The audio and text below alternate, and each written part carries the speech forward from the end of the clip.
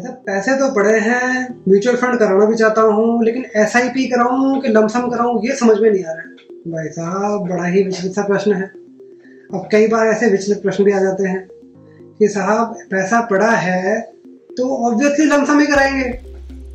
जो पैसा पड़ा है इकट्ठा है उसके लिए लमसम का ही तो ऑप्शन है।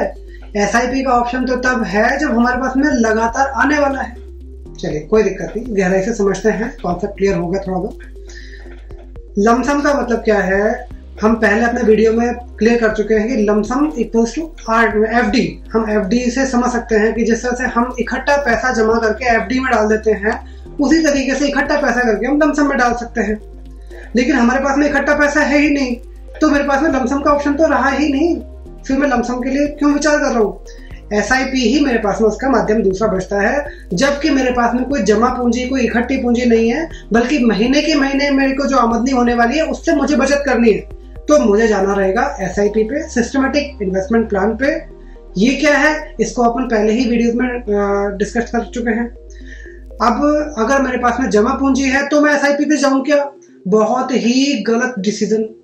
जब मेरे पास में 10 लाख रुपए पड़े हैं तो मैं 10-10 हजार रुपए की SIP करा के अपने उस 10 लाख रुपए को क्यों तोड़ने वाला हूँ? मुझे उस 10 लाख रुपए का लमसम करवाना चाहिए। SIP मुझे उस पैसे की करवानी चाहिए जो मेरे पास में अभी नहीं है, लेकिन मुझे पता है कि रेगुलर बेसिस पर मेरे पास में आ जाएगा। अब प्रश्न उठता है कि भाई साहब मैं तो व्यापारी हूँ, मेरे पास में तो कुछ फिक्स है ही नहीं। अभी मेरे पास में 50,000 है, अगले महीने हो सकता है कि 20,000 रह जाए, उसके अगले महीने हो सकता है कि 1.5 लाख भी हो जाए। ऐसे में मैं क्या करूँ? भाई साहब एक सर्टेन अमाउंट तो पकड़ना पड़ेगा कि मैं कम से कम इतना अमाउंट तो निकाल ही लूंगा महीने के महीने। आपको पता है महीने का अपना खर्चा क्या है, राशन वगैरह का निकाल लेते हैं, मैनेज करने वाली बात है। हमको एक सर्टेन अमाउंट पकड़ना पड़ेगा कि इतना महीने का मैं निकाल सकता हूँ, वो हम डालेंगे SIP में। कोई बड़ी डील हो गई, कोई अच्छा अमाउंट आ गया, उसको आप लमसम में डाल सकते हैं। दोनों में ही आपको ऑप्शन मिल जाते हैं इमरजेंसी के टाइम पे पैसा विड्रॉ करने के। बाउंडेशन नहीं है कि मेरा पैसा गया लॉक हो जाएगा, नहीं, ऐसा कुछ भी नहीं है। आप जब चाहें अपने पैसे को रिडीम कर सकते हैं आवश्यकता को देखते हुए। दूसरी चीज, FD करवाई साहब 10 लाख रुपए की। 10 लाख रुपए की FD करवाने के बाद में अचानक से ही मुझे एक इमरजेंसी पड़ गई जिसमें 2 लाख रुपए की जरूरत है।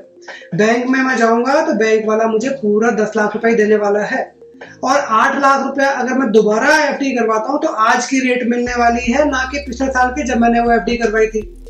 लमसम में क्या फायदा है?